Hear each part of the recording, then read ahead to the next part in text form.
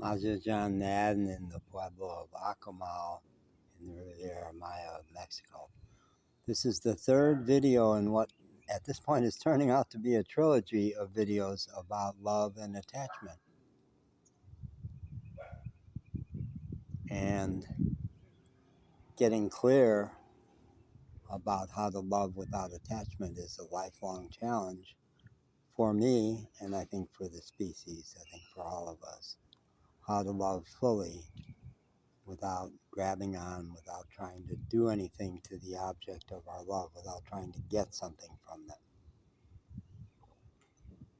them. I've been in this pueblo for about a month now, and 2 days ago, Buenos dias, one metaphor that's really helpful for me right now about love and attachment is the Mexican style of not having to greet everybody on the street.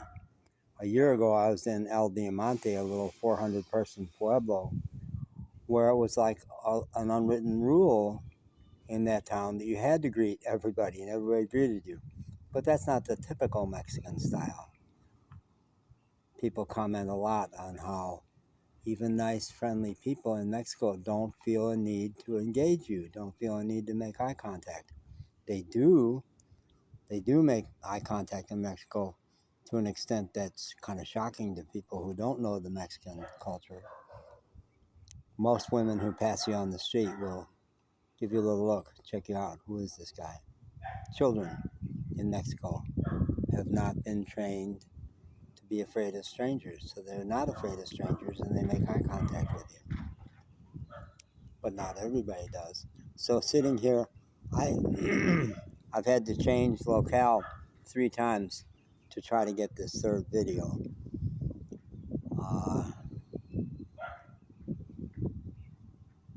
The first video, I've been here a month, and 2 days ago, after 4.5 years of travel, first in a camper van and the last few months after my last van was stolen in hotels and hostels, I have finally settled. 2 days ago, I moved into a wonderful little tiny house that I think is going to be my forever home, or for a long time anyway, and I'm very peaceful and happy there, amazingly so. Grounded in a way I have not been. So at 4 o'clock this morning, I shot a video that I titled Drowning in a Sea of Love, and it's about the reality in which I live, which is where I love everybody. It's been true even before my big spiritual experience 5 years ago. A dear friend named Perian, with whom I taught seniors classes, said to me, in reference to challenges with my grown son, she said of him, "It must be hard to have a father who loves everybody." And it shocked me. I said, "Perian, how did you know that about me? I don't even know that about me." But she did. And that's gotten even dramatically clearer since my big spiritual experience 5 years ago. But it's not always clear. I'm a lover. I love women tremendously. I've been partly sculpted to be really good at loving women, and I like to do it. But always there's the risk of me trying to turn a relationship that was meant to be something else into love or romance. On South Padre Island, roughly 2 years ago, Texas, just north of Brownsville,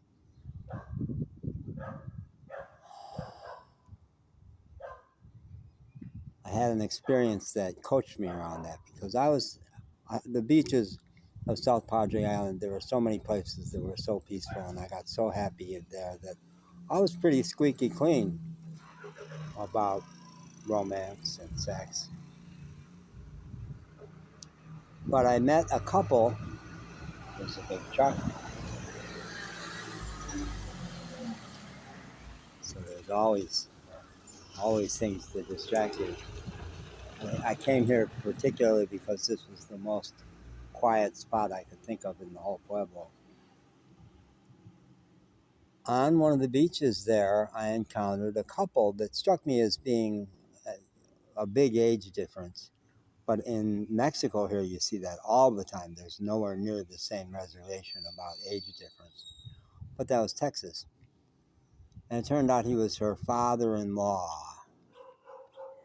And he had taken her under his wing because she was suffering dramatically 3 years after the tragic death of her husband, his son. And I never heard the details of that. But she was not wanting to talk about her pain.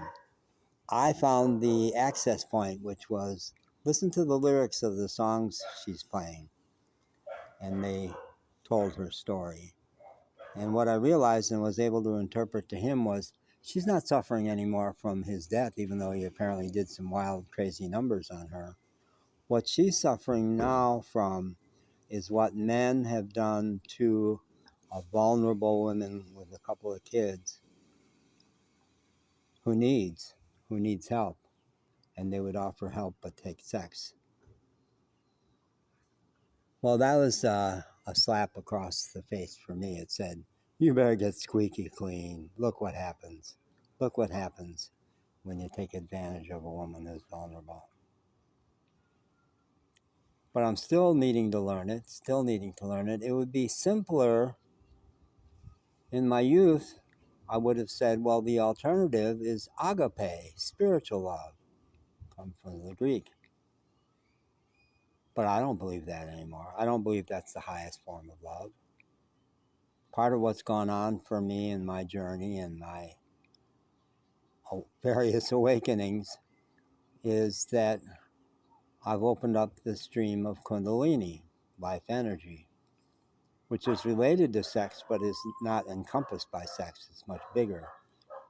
But what I've learned, and I've been a gritty Chicagoan all my life. I've always claimed to walk the low road to higher consciousness.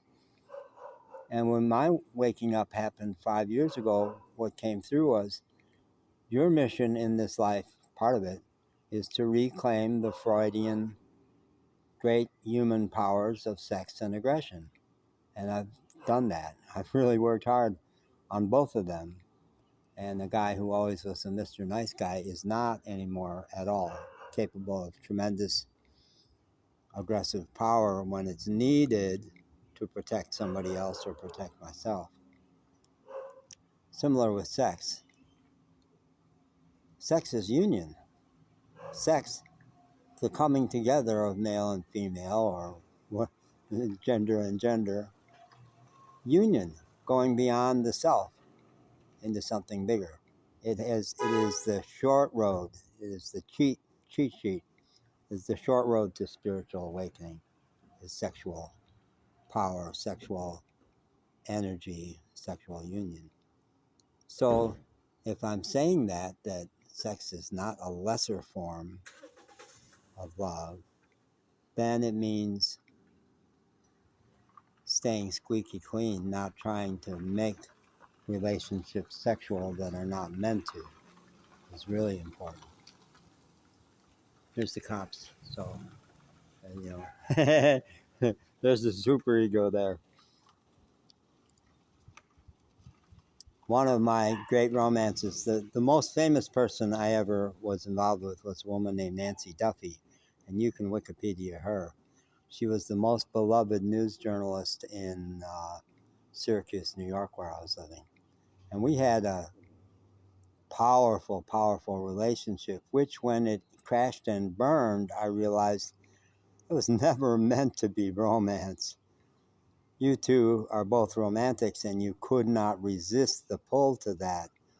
But as lovers, we were terrible. She was on a spiritual plane. She was mostly not in her body.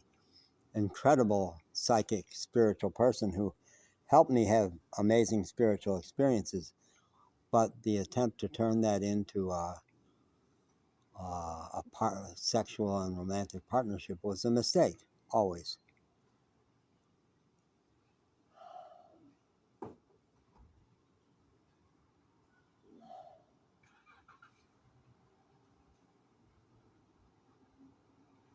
I think I'm done.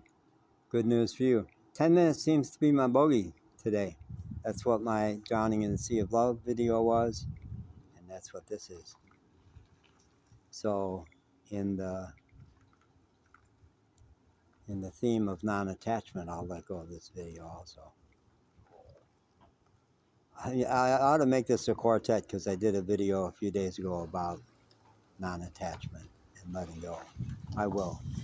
I'll put a link to that also. And here's the car I've been seeing going through. The muscle car. The muscle car. The hot rod. I'm a car guy also. And that's a great metaphor. Those guys in our cars, our hot rods. All right.